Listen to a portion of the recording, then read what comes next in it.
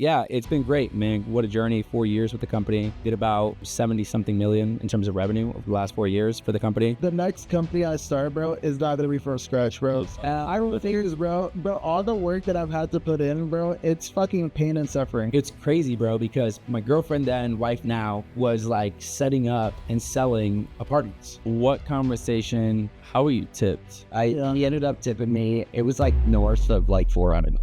All right, welcome to the How It Started podcast. My name is Hiram. We have Adonis here. And today, you guys have a real treat because we're interviewing the top dogs from one of the most successful business consulting businesses in the world right now. Today, we're going to be talking about sales. We're going to be talking about marketing. We're going to be talking about operations. We're going to be talking about finance and hiring people and how people buy into stories that they don't need to buy into because it doesn't serve them. So, hey, welcome to the How It Started podcast. Yo, let's make sure.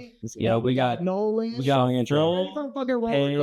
Ray and Lil Bell. And no, it's two Rays, bro. It's back-to-back Rays. Is it Ray? Full Ray. Yeah. So what do you guys do? So we work for a large consulting and coaching firm when it comes to small, mid-sized businesses, Cardone Ventures. I mean, massive company, dude. We've grown so rapidly from 2019 to about, now 2026. It's crazy to think about that. But company has grown from like literally zero to like north of 300 million, dude, across 3 different firms. It's crazy to think about that because most companies, they'll be at a couple $1 million, like over a decade, sometimes decade, because of the founder, because of the branding, because of the messaging, because of the sales, operations, finance. They've just grown so rapidly. And more importantly, like more than anything, dude, like the leadership and the data. But it all starts with the strategy. So, we're excited to talk about that. I'm one of the sales guys there. Nolan's I think you're pretty good. Like amongst all the how'd you do last year? Like I know you don't like to brag, so I'm just gonna go ahead and let everyone know that I was sitting next to the number one salesperson in the entire company. This guy grinds night and day. He's relentless. He helps customers. He goes above and beyond. He does a little bit extra. There's no fucking accident that this guy is the top guy because of the extra that he puts in. So I appreciate that. I want you to walk them through what number one looks like, bro, and we can walk them through the different stages and the different breakpoints that salespeople go through in order to achieve that level of success. Yeah, dude. Well, first off, dude, I appreciate that. It's something that I don't like to talk about a lot because of the fact that it's kind of weird saying it out loud. Let's say number one, man. Number one. We got the trophy, we got the accolades, we got the clout, but it's crazy to think about that because of where I'm from, what you're brought up in.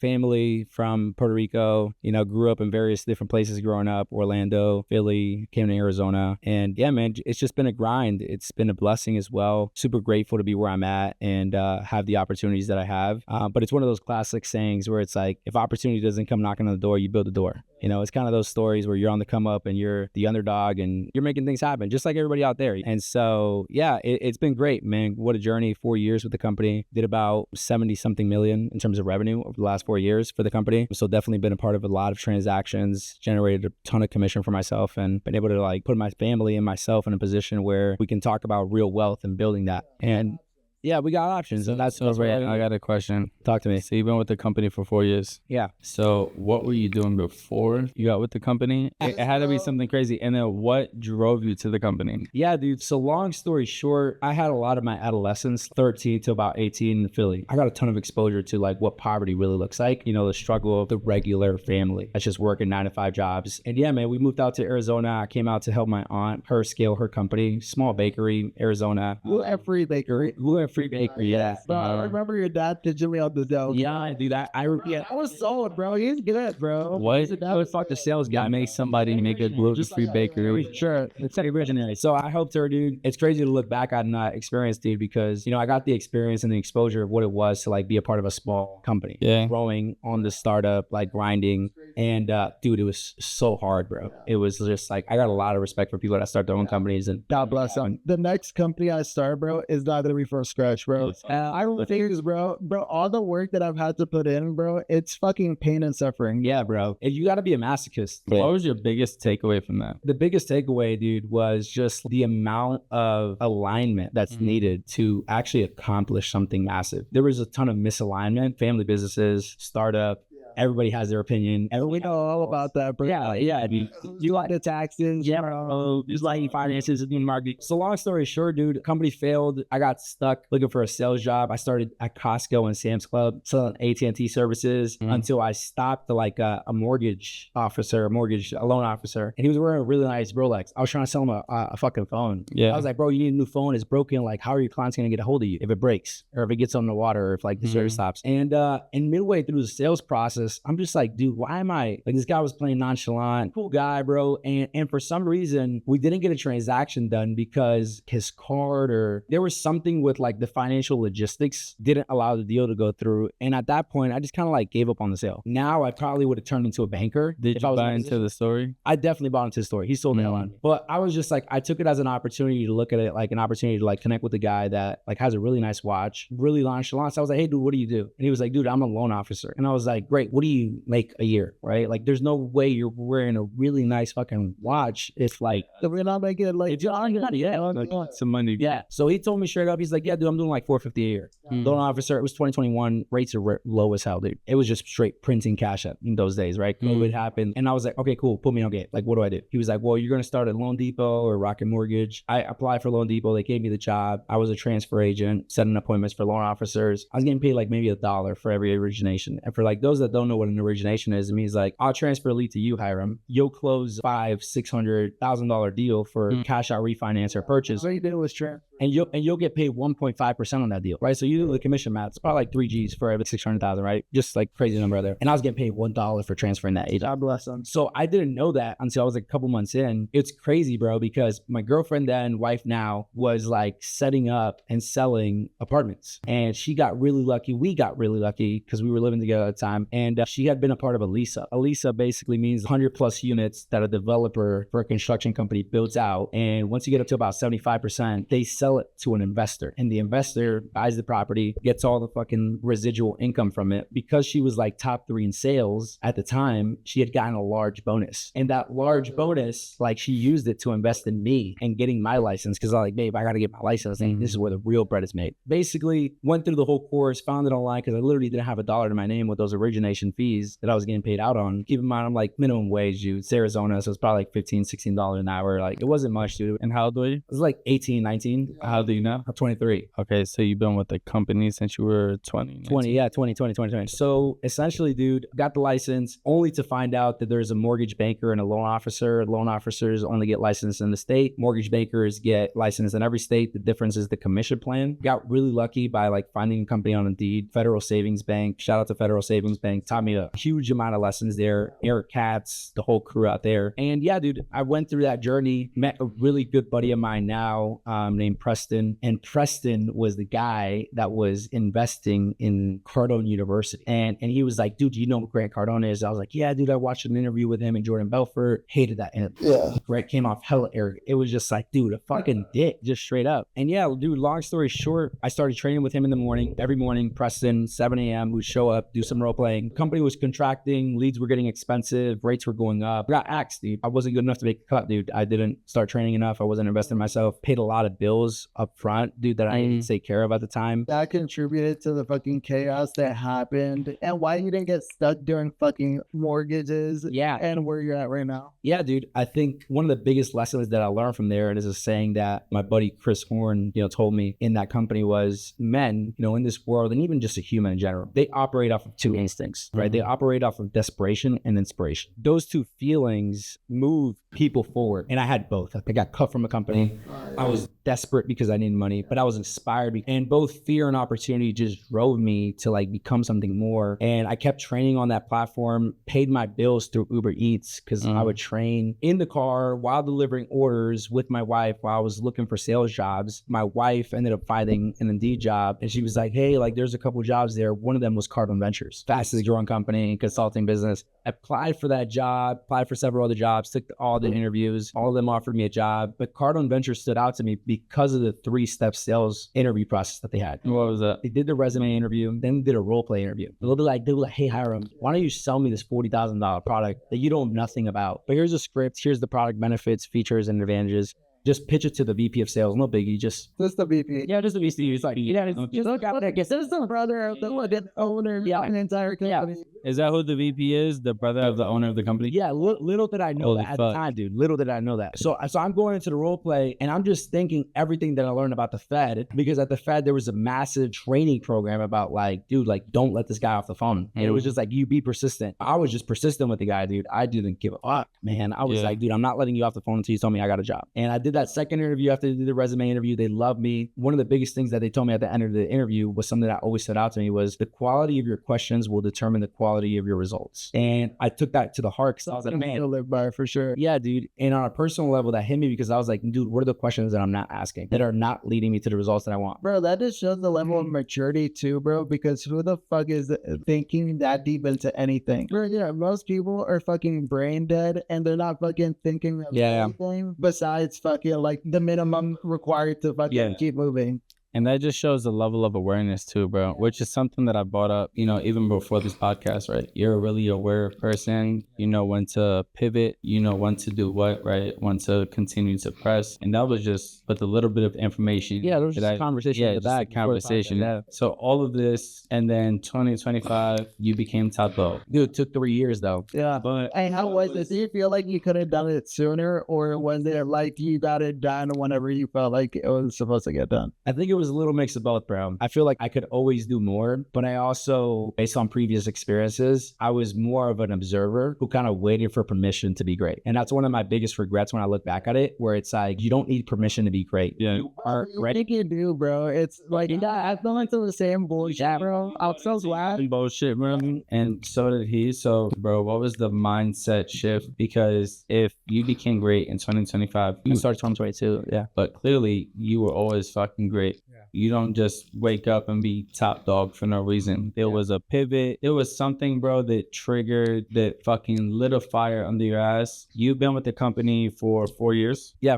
Going on basically third year, going Third year, going on 4 years, right? Yeah. Perfect. So you've been with them for that long. Yeah. And have you had successes before 2025? Like, did you have some good years? Yeah, dude. Yeah. You made I some mean, money? Yeah, dude. I mean, dude, you got to keep in mind, like, just for context, before I came into this position, bro, like the most amount of money I had made in a year, like at 18, 19 years old, was like 60 grand a year. All right, Like so first year in, I made 160. The first year. First year in. Okay, 160. perfect. So moving forward, that was your first year, and you were not the top dog your first year. No, I was one of 8 sales guys on the floor. Company had, I think, finished off around, I think it was like 75 to 80 million that first year. Got a ton of proximity to power. Let me explain. Like, I got a lot of proximity to the leadership team that's still running the organization when we're doing North. I was privileged enough to come in a time where, you know, we're still on the rise, a lot of things moving, a lot of things changing, super fast. Yeah, super Opportunities, a massive amount of opportunity.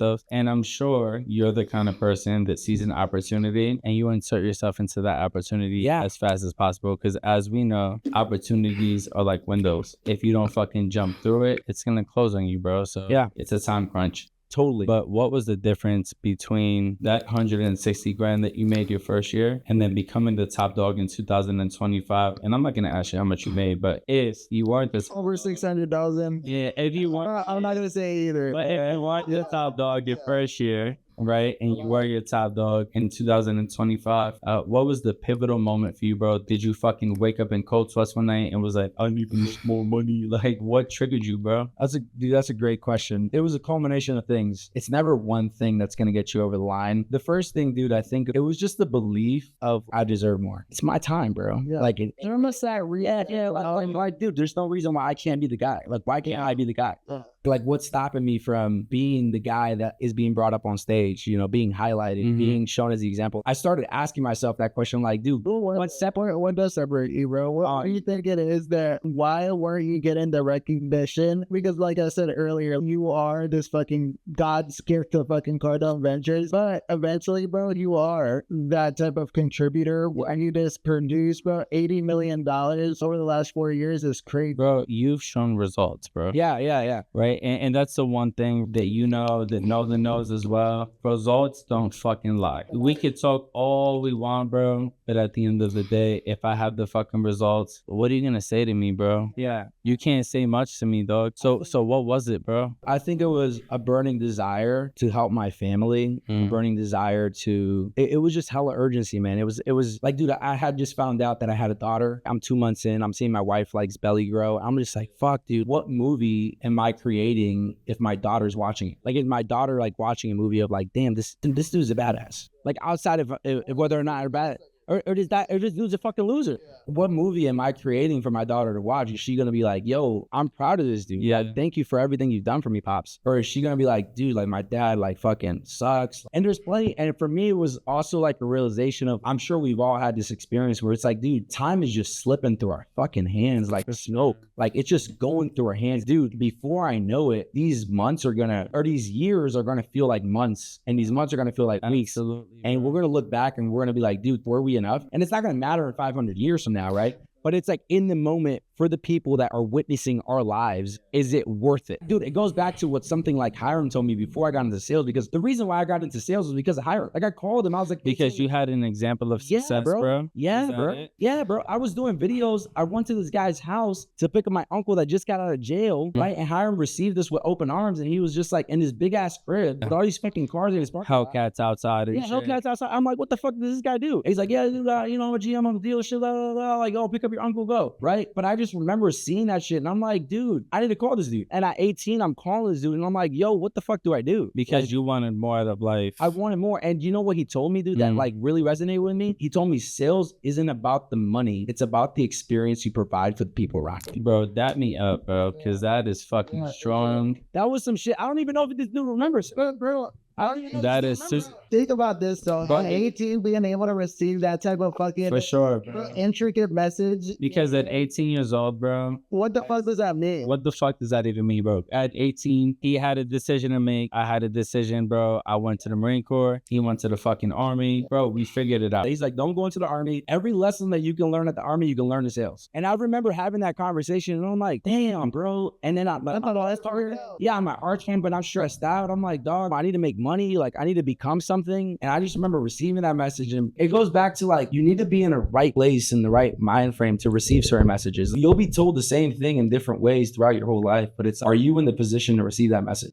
And I feel like I always have been in a position to like, What a blessing. yeah. What a blessing to know something like that, bro. Tap into that too, bro. Again, it goes back to awareness, bro, and what you want for yourself, because you made a decision before you decided to receive that message to want more for yourself. And the fact that you already knew that you wanted more for yourself, bro, allowed you to receive that the way that you did and make a fucking change. What made you receive that message, Nolan? Like, you had a conversation with Riley and Ray, and you were making $180,000 as a server at the top restaurant in Scottsdale, Tocamadera, right? Where you had a list of clients that like jumped from a great opportunity that you already had into something brand new that you had no idea whether you'd be successful or not. You threw $180,000 aside to start a new venture at 23, correct? And you're both 23, and the experiences that you have shared, bro, I just want to tell you I'm grateful for them. Yeah. Thank you for sharing that, bro. Yeah. That's huge. And a question that I asked, bro, my takeaway from that was the pivotal moment was you having a daughter, that creating urgency, you looking at your wife, and then you fucking assess the situation and you made a decision, and then you fucking execute it against the target, bro. I said, you know what? I want more. I deserve more. I choose more. They deserve more. They need more. And then, bro, you took that and you ran with it. And then you showed results at the end of the day. And I'm sure your life is a lot better off now than when you were driving Uber, bro. Yeah, bro. So good for you. Just to tell you, I'm proud of you. I know he's proud of you, bro, because we have a lot of conversations about you. Yeah. And Nolan, thank you for being here, bro, with a little bit of information that you've shared with me. Like he said, bro, you're the top server. You're here with Ray, full pay Ray. You feel me? So, bro, share with me, how the fuck did you wind up in your position? Yeah, I mean, it's been a crazy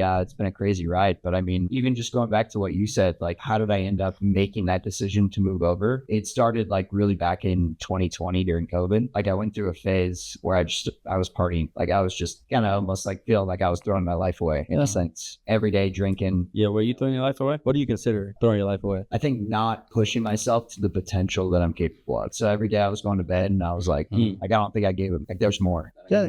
So it really started back then. That moment was, I think about my life in a simple concept of like, I'm either in a valley or I'm on a mountain. If I'm in a valley, it means that I'm growing, evolving, going through hard times because I've set a target, which is at the top of a mountain that I haven't gotten to yet. Life is either you're on a mountain or you're in a valley. Yeah.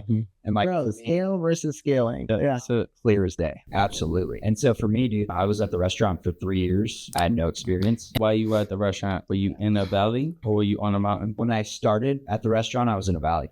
Absolutely. And then when you ended, When I ended, I was at the top of the Were you the best server? My first month, I Respectfully. was number one Perfect. And then as the server, you made 180,000. in 11 months. Was that the most money that you have seen in your lifetime? Yeah. Okay. was it enough?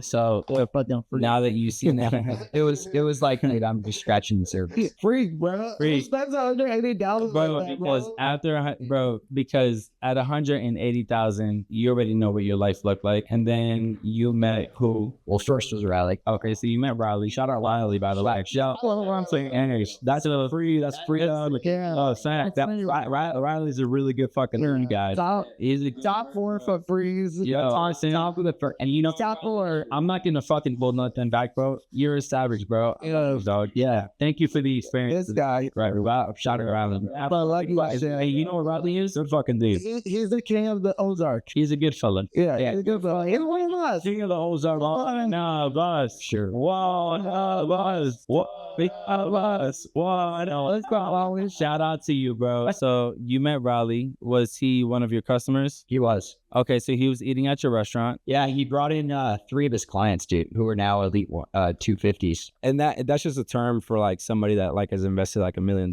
with our firm. So real quick, elite 250s are clients that have spent $1 million. $1 million. And he bought 3 of them over to your restaurant. So I'm sure it was a pretty big bill. Yeah, it was a good bill. Yeah, It's a nice bill. 4 of them. I mean, we did like What this? we did like $1,400. I remember it pretty quick. Yeah. So the bill was about $1,400. Yeah. Okay, perfect. And then what conversation? How were you tipped? He ended up tipping me. It was like north of like 400. Okay. So it wasn't just a tip. You got to look at the chef too. Yeah.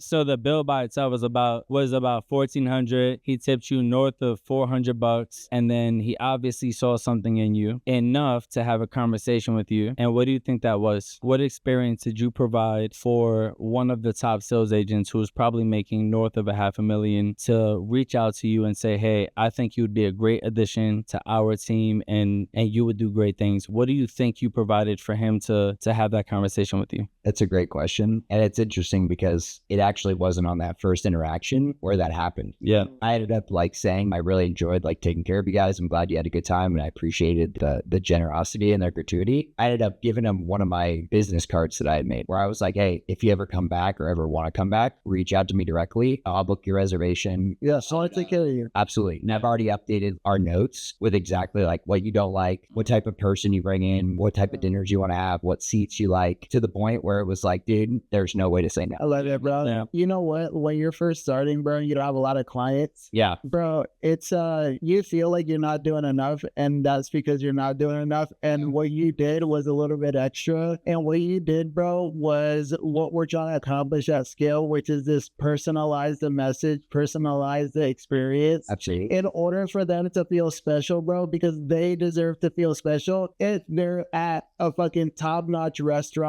at a top-notch studio. Because you're gonna spend the money, bro. Yeah. And bro, it's just to tee off of what you said, bro. It's up to you to provide that experience, and it's the same thing that you guys are doing on a day-to-day, bro. You guys are providing that experience. It doesn't matter has $1 million company, 3 million, 5 million, bro. Everybody gets treated like a platform company. Everybody gets treated at the fucking top, and that's something that you guys were aware enough to figure out, which is why you're in the position that you're you're currently in right now? Can I add something to Yeah, that? please do. I feel like most businesses, man, the owners do such a good job of that. Yeah. The owners, when they start up their companies, dude, and I'm talking with an owner, dude, I want to work with that guy with everything. And I feel like that's that's the biggest trap that most entrepreneurs get into, because they service the clients so well that they can't duplicate that into other people. Yeah. Like they literally can't, like, The bottleneck. they're the bottleneck, but it's like, don't teach this guy how to handle objections. Teach this guy how to service. How to service. Dude, how to service. And that's something that is just such an underestimated,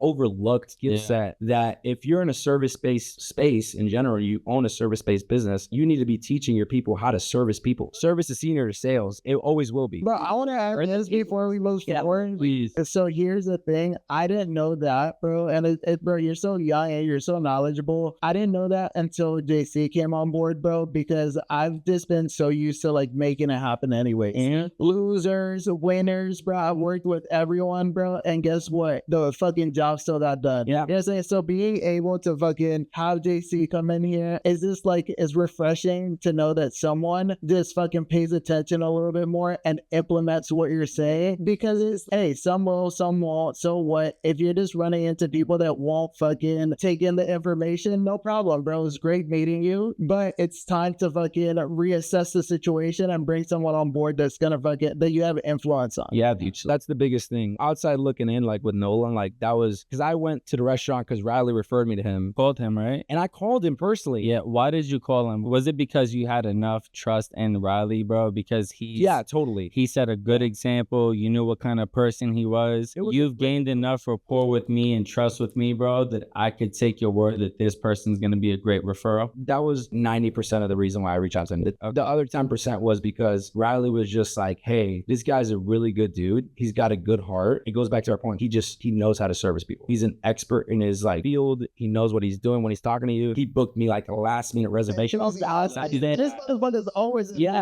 sure. Look at that shit, bro. All you did was give somebody a great experience, bro. And that just goes to show how far that would take you, because now, bro, They come in different forms, bro. bro, would you say that your position now is better or worse? Oh, it's absolutely better. Yeah. 10 times better. 10 times better, 10x better, As a cabinet maker. 10x better, bro. I'm curious to know, just like while we're here and while we're sitting, what were some of the checklists that you went through before you made the decision to leave Topo? Was Like he resistant before you left? well, we spoke with Riley. Riley gave him a tour. And then from my perspective, he was just making sure all the boxes were checked. But I never asked him what boxes were checked for him to make that leap.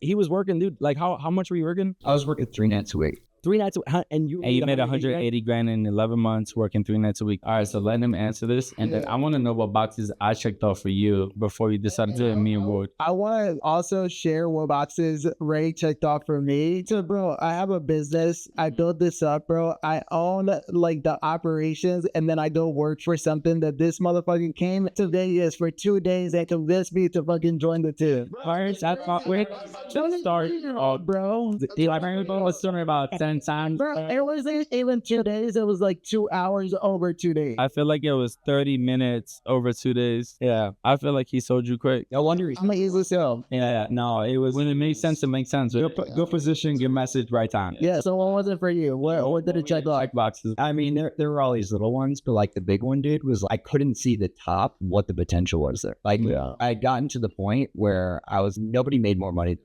and that was in 11 months. Yeah. Well, I was like, I was a ceiling. Yeah. Where I was like, dude, I don't know if I can break this. Yeah. But also, like, do I want to get stuck at 200? Yeah. Or do I want to go somewhere where these guys are making 4, 5, 600 grand? Easy to get stuck at 200. Easy. Easy to get a fucking nice car at 200. Yeah. Bro, and buy a fucking decent house. At this And what that settle in. and you should Fucking might think about once a year. Yep. What's a decent vacation and a decent car and a decent house In a decent area. in a decent area? Like decent people. That's cool. It's a tough question because like everyone's different, you know. Yeah. It's like everyone's got their own. This is for me. So that was your checklist. Like that was like really the biggest thing. Yeah, and also like what I was telling you guys like before the pod, I had that moment where I was like internally, I was doing so much personal development where I was like, yo, my intuition is like telling me an opportunity's coming, dude. Yeah. When it presents itself, I just need to have the awareness to recognize it and then capitalize on it. You told me earlier that when that position presented itself that like you were on a drive home. It was like 2 or 3 a.m. Yeah. You were thinking about it and your stomach was burning. So you were thinking about it. Your intuition was fucking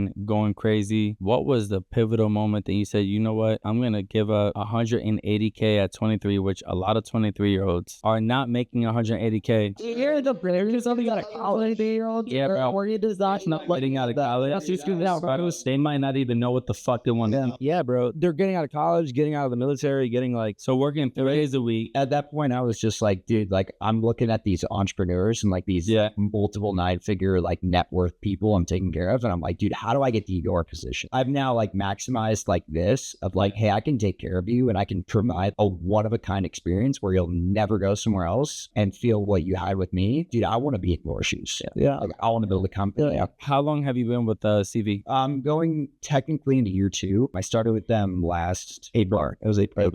Last April. So we're going into year 2. You made 180K in 9 months, dude. serving, right? 180K serving. And now Once a week in 11 months. you're at CV. If you don't mind sharing, have you topped that 180K? Yeah, I cleared 200 this year. You cleared 200. Yeah, so it was like It's the right move. about 210. Was it the right move? Best move? Yeah. And now, how does your life look in comparison to the 180? And now, what is your goal for 2026? Yeah, I set some pretty big targets for this year. Moving into 2026, I want to do $500,000. So, real quick, hold on. Yeah, talk to us. Just real quick. So, you got there April of last year. Yeah. So, you didn't even have a full 12 months and you went over 200K. Yeah. And now in 2026, you know the process. You have the fucking top dog who you're working with, which I want to talk about how you guys, because I'm pretty sure you guys are pretty tight. Yeah. You guys work really closely. Yeah. But you've cleared 200,000. Yeah. How many months is that? Is that 9? Let's say 8, 9. 8 months? 8. Yeah, because you started late. You started mid-April too. Mid-April? Yeah. It was like So you didn't even have that was what's crazy is my first month at CV, I made $250. Look at this guy. Yeah.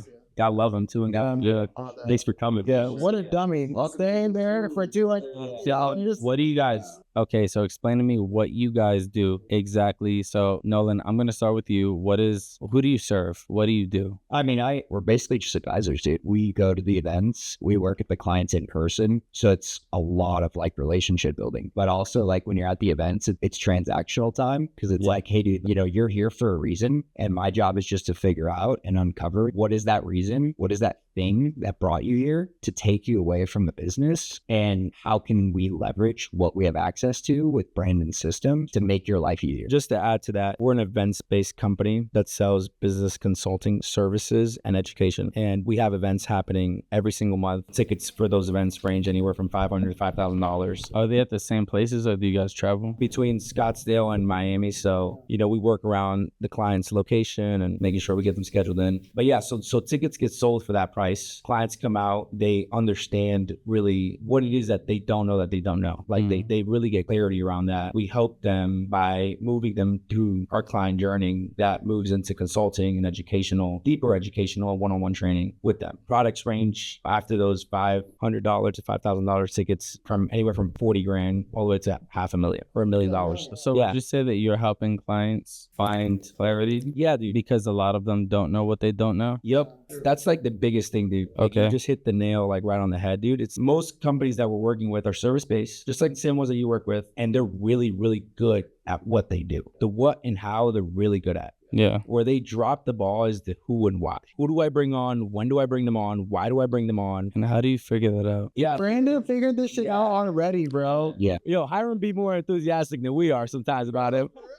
I know what, bro. I ain't sure, but I'm so grateful. On it. Is this something I know to think about? Bro, that is something I never questioned, bro, because I've tried to break it and it comes back to the same thing every single time, bro. And you know why we chose like the clientele that we have, bro, is because we know that we want to expand into helping them solve other problems. But right now, bro, with the system that we've created, we can help them with 2 things. First, you're 100%, which is role duplication, because we leverage 4K video to duplicate their best pitch, bro. The founder video builds trust. The VSL is going to pitch them, bro. We have the frequently asked questions that's going to handle objections. We have the testimonial compilation that's going to prove that we deliver, bro. So we help them role duplication, right? Yeah. And then, bro, once they complete the first 4 labs, right, they can move on to the 5th, where we step in as their fractional CMO with all the fucking ammo, bro, that we've created. We don't fucking step in like a regular marketing agency that's fucking half-assing, that's just trying to get some fucking leads through the door. You got to go through the whole process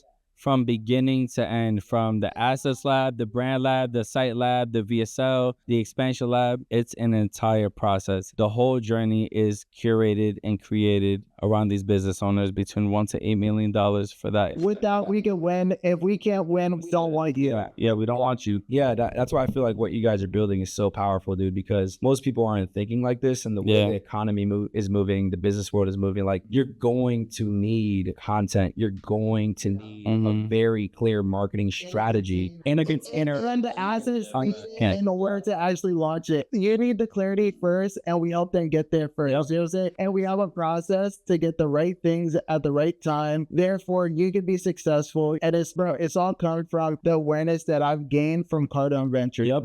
From Brandon Dawson being alive, bro, and doing this there. All right, this is what we help people create. We help them create their core assets at first, which is their ideal customer avatar, because we want to know exactly who we're selling to. That way we know what message to deliver in order to convert them. Then we go in customer journey, because now that we have the customer avatar, they say yes. All right, cool. Now what? What steps do they have to take in order for us to fulfill on what we promised them? Then we have the brand voice, because we want to make sure that every single time that we deliver a message, that we don't have to think about who we're being on Instagram, because we've already decided that this is the person that we are. This is what we're going to be delivering. This is the exact problem that we're solving. Then we go into the offer, because now that they need, bro, most people, they're just so fucking fluffy, bro. They don't know what the fuck they want to deliver. They depend 100% on ChatGPT to fucking present their offer. And not. You're speaking to everyone, you're speaking to no one. Yeah. Speaking to no one, bro. And people have such a hard time deciding, bro. So we force it upon them if they want to come work with us. We have to define that, or we're not fucking doing business. And you need that, dude. Like, you need that across every aspect of your life. Accountability. Yep. And alignment, bro. Yeah. And that's something that I fucking preach heavy. Alignment is, for me, bro, alignment and accountability are the 2 biggest fucking things, bro. Because I can't just... What are we having a conversation about? Are we fucking, or are we fighting? Yeah. You know what I'm saying? That's what it already comes down to. Like, are we gonna do something great together, or are we parting ways? Which comes down to trust, bro. Because the faster I can trust you and the faster you can trust me, the faster we can get on to making some real fucking money and doing great things together, bro. The faster that the bullshit doesn't matter, bro. Yeah. Because this is all bullshit. We're in a simulation. If all these things don't really fucking matter that much, like, now what resources could I provide in order to fucking drive the mission forward? That's it. And only in retrospect will you know if it worked or it didn't work. Yeah. But, bro, our judgment gets better over time. We've seen more examples of success right now than we did 5 years ago. You came on board, bro, because you saw a lifestyle that someone created from the activity that they were doing, and they offered you a position, and now you're in a better position to make more money than you didn't even have access to last year, just because you just paid attention to like what was going on. Dude, it's just awareness. You've been saying it a lot this evening. Like, I've been picking up on it because like my awareness is being like heightened from it. But I'm curious, dude, and I wanted to ask you, actually, based off something you had just said, everything is built off trust. What does someone have to do in order to earn your trust? Say what they mean and mean what they say and follow through with it. So if you tell me something, the follow through is the most important part, bro. You said it, you delivered exactly when you said you were going to deliver. That's the most important part, bro, is that you didn't hit me up with an excuse. There wasn't a fucking story. You said what you said, and now you show the result, because results are the only thing I care about. So that develops trust for me, and it goes into not even just business. It goes into my relationship, it goes into everything. If you tell me you're going to be here at 12, I expect you here at 11:45. Early is on time is late. And That's it. And that's just being a gentleman. So, but that's also being accountable, dude. It goes back to accountable and aligned, you know? Yeah, bro. And you know what, bro? And that's something I seen in Hiram super early, which made it easy for me to buy into the vision. So we would be here working till 3, 4, 5 in the morning. But we made a decision every day at this time, we're going to go to the gym before we start the day. 7:00, not And then, early. yeah, 7 a.m. It's not even that early, bro. And then we're going to have our meeting afterwards. So I would be in the back on this fucking Mac Mini working until 4 or 5 a.m. Go home, takes me 30 minutes, bro. Then I pass out. Now I got to fucking be back at the lab 35 minutes away by 7 a.m. You got an hour of sleep. Yeah. One day, Or an hour to figure it out, bro. 1 hour to figure it out. No. Then, bro, it comes down to how fucking serious are you, bro? How much do you mean what you say? And how much are you going to say what you do, bro? And do what you say. How fucking real are you, bro? So at the time I had 2 other roommates, bro. I woke up at 6:45 panicking. I'm like, yo, wake up. They're like, bro, there's no way. We just left. There's no way he's there. Dude, we fucking got back here at like 7:30. The car was parked. He had the fucking meeting written on the board. Food, protein shakes, pre-workout, everything was set up already. It was like, bro, this motherfucker is dead ass serious. You can't be late, bro. So when you're dealing with somebody like that, bro, that fucking says what they mean and means what they say, bro, you got a decision. Are you gonna get left behind or are you gonna keep up? So from that moving forward, bro, I made a decision. But that's powerful in itself, like, because Alex Hormozy talks about how smart you are is correlated to how fast you take a different action in the same scenario. So just like him showing up every single time after that, it was just like, hey, he understood the fucking mission. So I made sure I was never late because I knew that his schedule was based off of what he told me. He said 7 a.m. we're gonna leave and go to the gym. So they were up or not, bro, it didn't matter. You guys figure it out. You gave me your word. I gave you my word. I'm gonna be there. They can Uber if they're fucking late. If they're not up, that has nothing to do with me, bro. And that has allowed us to just move so much faster. Bro, just like you, I know Sam, bro, is you guys have an understanding. You guys have each other's best interests now, and then you have his best interests, which he benefits from, bro. You get to grow a lot faster because you're the type of person that he took interest in making sure that you succeeded. And so you've seen something out of him. Bro, play your fucking cards, bro. That's a blessing in itself, bro. Being who you are, growing up, your experiences, bro, has led to someone wanting to pour in you, bro. And you two have similar backgrounds. You guys are both Puerto Rican, but you guys have similar backgrounds, bro. Yeah. You fucking... Bro, I was the same people at different times, bro, doing like You guys- basketball. Yeah. You guys, regardless, bro, you guys came from absolute shit. The same family, bro. You just didn't really until what, like 4 years ago? 2 years ago, basically, bro. Bro, you guys decided... Bro, I'm glad I met you, bro. I appreciate you. Like it. You guys decided the success was better than the fucking bullshit story that you were supposed to buy into, bro. Because a lot of people buy into that story, right? Yeah, bro. I think people become victims to their circumstances. And I just want to say something that was like said without saying by all 3 of you guys. And it's just the fact that you guys just got to keep showing up. I feel like most people just, even if they show up and they're not 100%, they still show up and they give something. Yeah. Like you still have to give something in exchange for something. And most you have to bring a gift. Yeah, bro. Every time, bro. And that's not true. Yeah. That's why I was gonna be whoever's the ass that drank the coquito.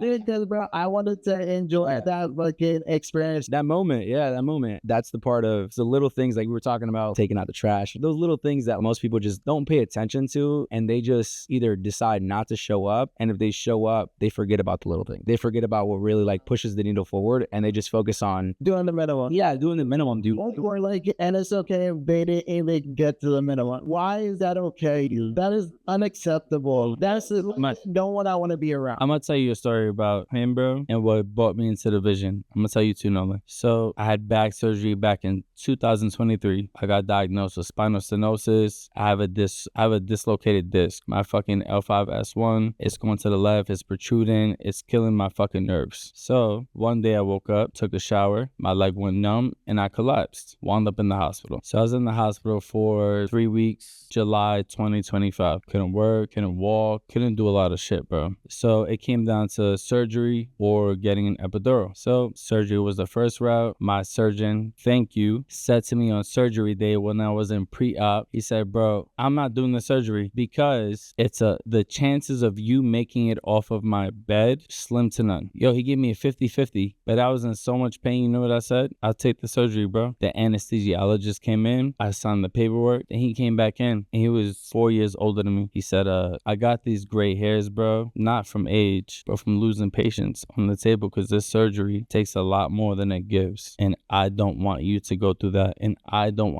want to have to explain that to somebody. So that's crazy. That's deep, dude. With that being said, I'll tell you this, bro. With that being said, you have a lot of friends in life. Everybody's your friend. When you're making it, when you're popping bottles, when you got money, everybody's your fucking friend. Good time friends, bro. Everybody knew I was in the fucking hospital. You know who was next to me? This nigga every fucking day. Hiram was with me every day. From the moment I texted him and I said, bro, I'm fucked up. I'm in the hospital. So not only is he my partner, bro, that's my boy. He didn't feel bad for me. He just wanted to make sure that I knew that I got options. So one day I woke up and he's like, yo, I'm gonna get you out of here, because they wouldn't transfer me. They want to make a decision, bro. Some difficult questions were being asked, bro, and that's how you know that the fucking system is fucked, because Crazy. These motherfuckers don't know what the fuck they're doing, bro. And you see, They don't know what, like, they didn't know what the next move was, bro, so they just strung it along, and this motherfucker was this, like, bro, this drugged up, no progress.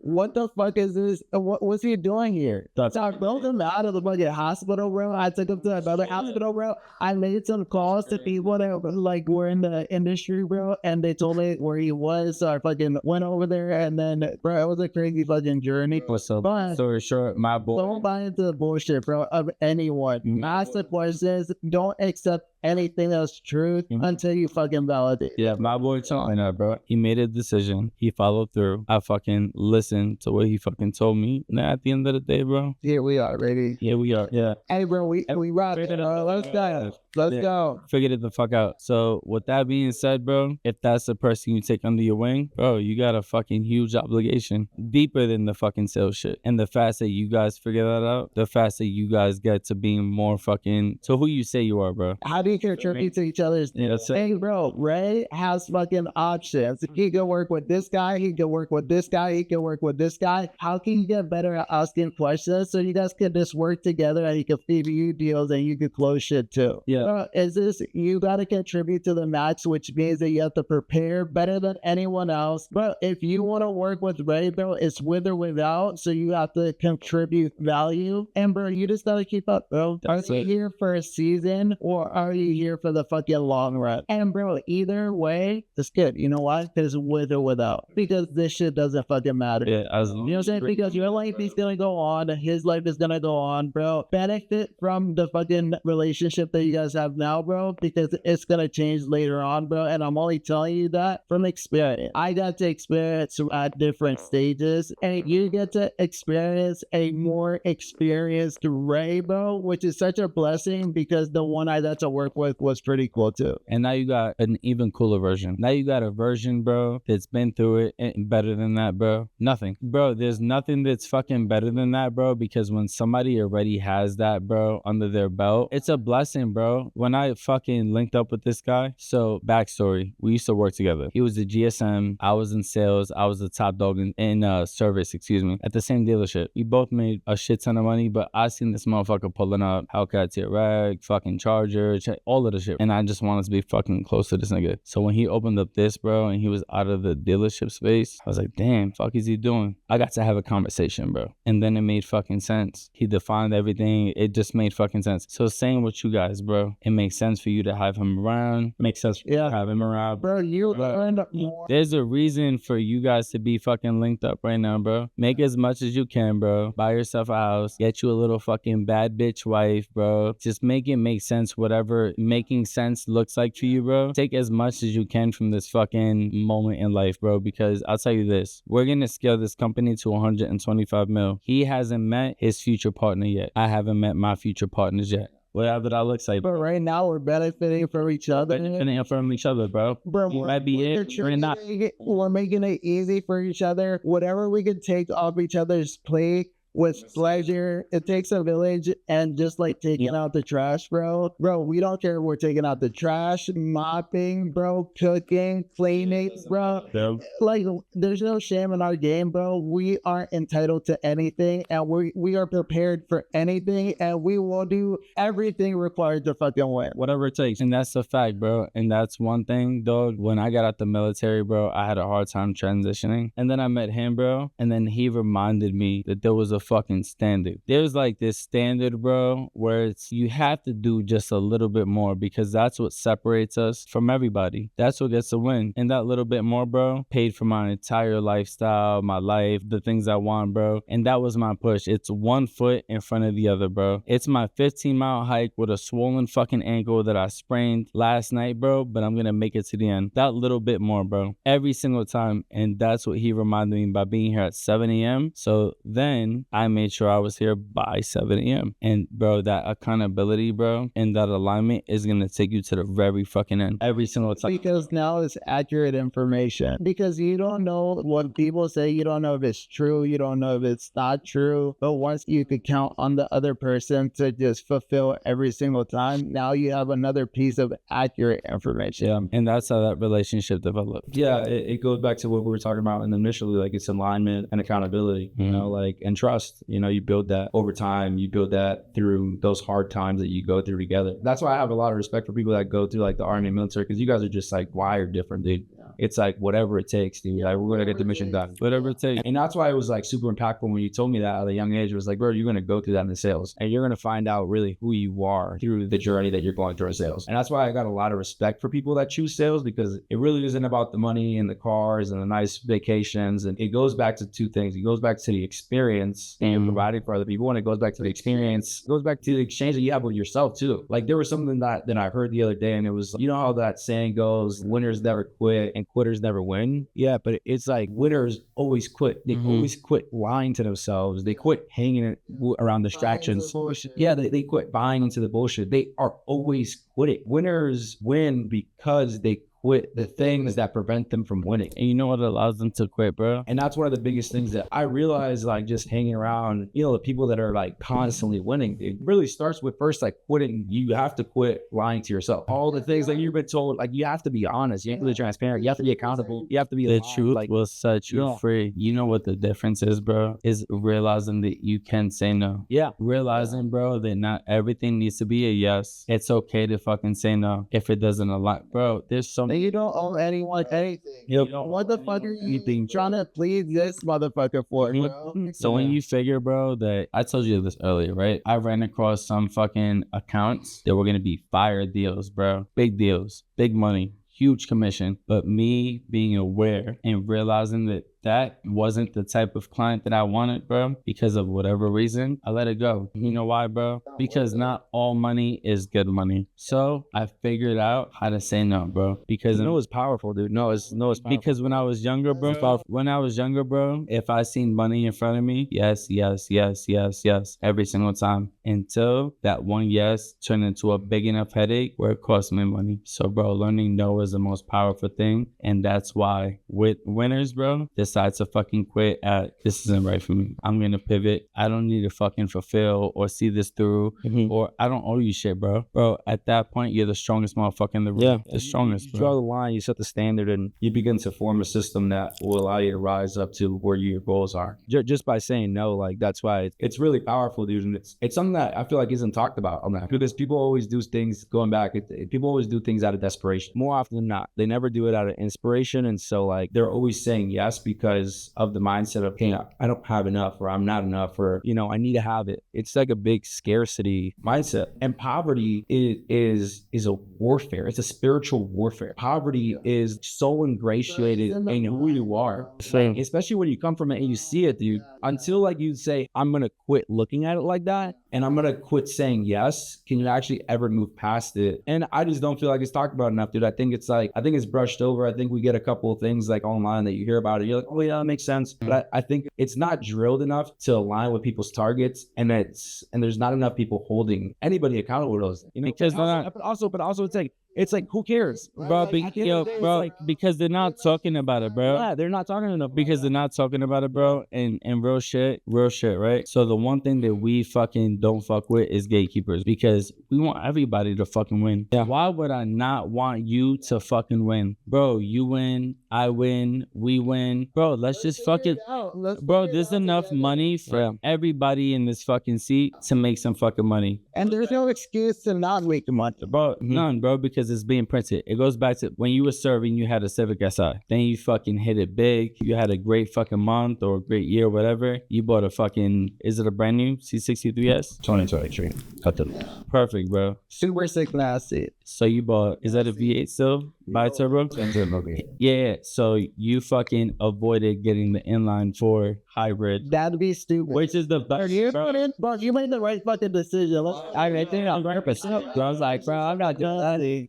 I don't want no Forza. Bro, I know a little bit about cars, bro, but you avoided an inline 4 fucking hybrid, plug-in hybrid at that, right? So you got the last best year of a fucking C63S, bro, a real AMG. So with that being said, bro, made a decision. Yo, we could have fucking stuck to driving the a Civic Si, but you decided to fucking big up, bro. You know what the best sales agent told me at my fucking, when I was on timeshare? I said, yo, how do I fucking do what you're doing, bro? He said, buy a Porsche.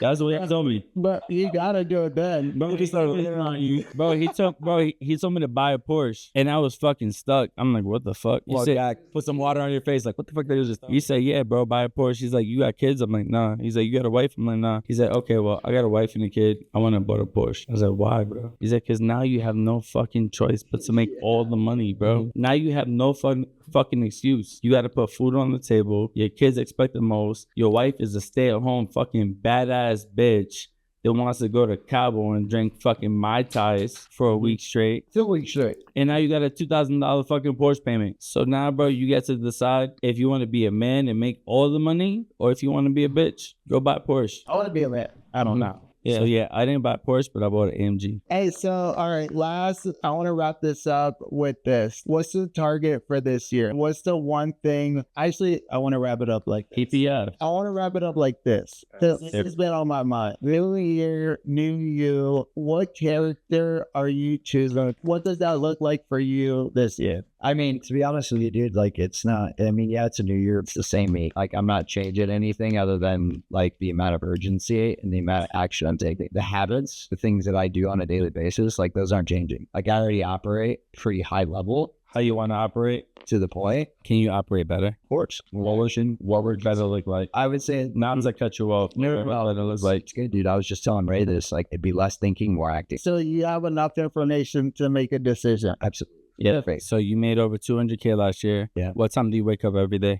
At 4:45. 4:45. And what do you do at 4:45? I visualize for 15 minutes. Okay. I leave at 5:15 to go to the gym. I train from 5:45 until about 6:45, and then I red light sauna. Okay. And I go to work. Is that something that you were doing prior to being at CP? Yeah. So not 4:45, but that routine, yes. But you decided to start a little bit earlier. Yeah. Do you feel like that's been a contributor to your success? Waking up early? I would say so. I would. So how? Because one of the things that I read, and it was by Ramosey, was first 4 to 6 hours of you being awake in the morning is when you have the most opportunity to get deep work done. Those are your most highly productive hours. And the other thing to like actually complement that is that the first task you should do in the day should be the hardest thing you do for that day, whatever that looks like for you. For me, I'm on an empty stomach. I have an espresso shot and then I go fucking work out. And it's like super dark, it's super early. You make your bed every morning? Every morning. Yeah. And the reason that I asked that, bro, so being in the Marine Corps. Yeah. So while I was in the Marine Corps, I heard this Navy, I don't know what rank he was. He might have been a colonel, but the first thing that he did every morning was make his bed. And he said, I make my bed because that's the first win that I could stack for my entire day. That sets my day up because if I don't make my bed, then at that point I feel lost because I haven't contributed to anything. I haven't done anything for myself, bro. So it's like first thing you do in the morning, you wake up. Some people go brush their teeth. Some people go wash their ass. Me, I make my bed. I feel like it's the most important part of your day. As a man, bro, Bro, I feel all these lessons are great, but once you understand that all you have to do is just make a decision, it's no longer that fucking hard. Make a decision to fucking wake up at this time or you don't. Make a decision to fucking make your bed or you don't. Either way, life has to go on. You still have to be productive. Whether you got those fucking wins or you didn't get those wins, whether you woke up at 4:45 or fucking 10 a.m. or fucking what, and you got our shit fucking done, and that's what matters. And just to dive a little bit deeper, Nolan. So you wake up at 4:45 every day. You started in April, ended in fucking December. You made over 200K. So this is important for me to understand, bro. What time do you go to bed at? 9:30. And why did you decide to go to bed at 9:30 every day? Because I realized that my body, to operate at a level maximum effort, I only need 6 to 7. Okay, perfect. I sacrifice an hour to get up an hour earlier to get stuff done. So walk me through your schedule, bro. So you wake up at 4:45. You take 15 minutes to fucking define, do some soul searching, and then you go to the gym after you drink some espresso shots. So after all of that, what do you do? I mean, I get ready at the gym and then I go to the office. And then what do you do once you get to the office? The end of like sales study, product study. I do 15 minutes for both. And then usually it's like I'll have breakfast and then. And bro, you know what? That's why you deserve to make $200,000 and $500,000 this year, bro, because that is a level of effort that's required in order for you to win at a high level. Everything takes away from everything else, and you're willing to exchange sleep for time to reflect while everyone else fucking is a zombie and just fucking goes through life without processing information. Because at 23 years old, bro, there's not a lot of 23-year-olds that realize that they have to get to bed by 9:30. They realize that they have to wake up by 4:45, right? They haven't achieved that level of success, bro. And they might want it. But the truth is, bro, everybody fucking wants something, and that's great for them. I want a fucking Bugatti. He wants a fucking Bugatti. And I love that for all of us, bro. At the end of the day, bro, how bad do you really fucking want it? Yo, my mentor told me, he asked me this, bro. He said, what kind of car do you want? I said, a Lambo. He said, perfect. Why don't you have a Lambo? Oh, because I can't afford it. He's like, you can't because you haven't wanted it bad enough, bro. He's like, and I love the fact that you want that, but you really don't want that bad because you don't have it and you don't have a plan how to get it. Cool story, bro. Cool fucking story, bro. So bad for so bad. That's something personal, bro.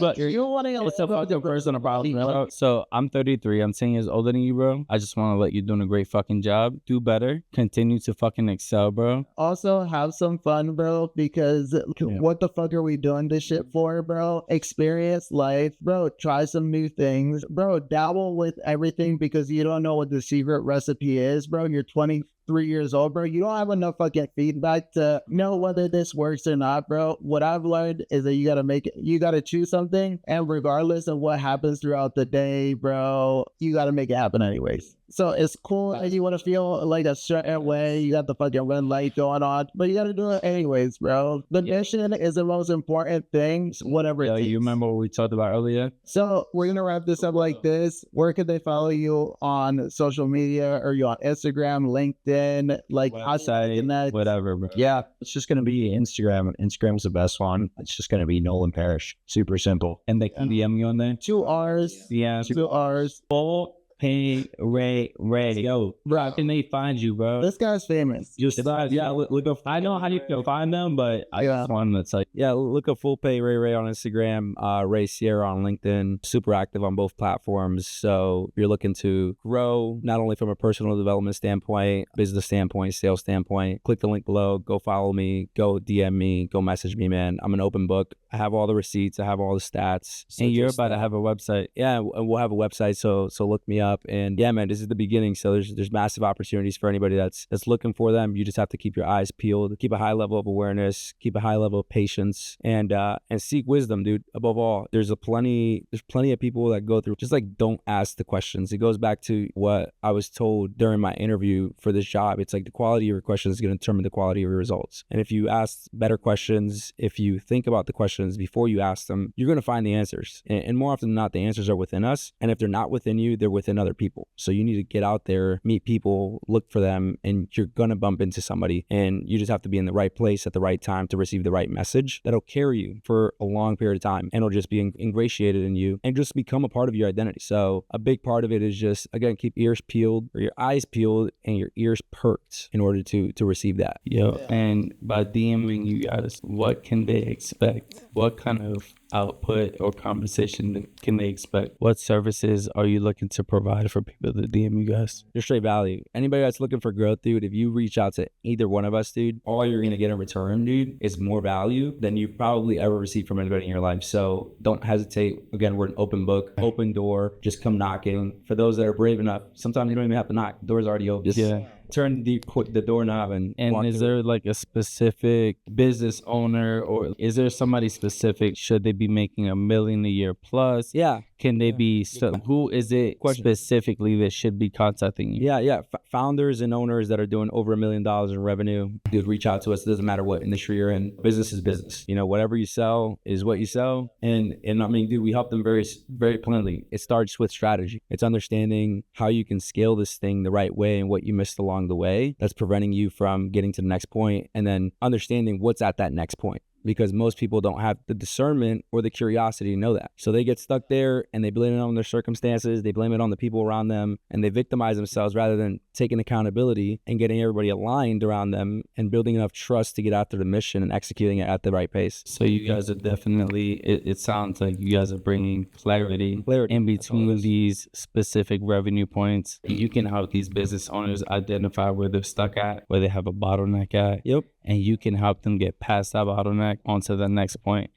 Because they deserve it. Because this all based off. They deserve it because they're dealing with full pain, Ray, my boy Nolan. Let's go, baby. You know that one. If they want paydays or anything that you suggest. If they want to pay, Ray, bro. Ray. Let's go. Hey, make sure you follow the Pod Lab. Make sure that you follow. Link in description. Thank you guys for tuning in to the How I Started podcast. My name is Adonis. This is Hiram. Hey, Ray, and Sullivan here with us today. Thank you guys for joining. Thank you guys for having us.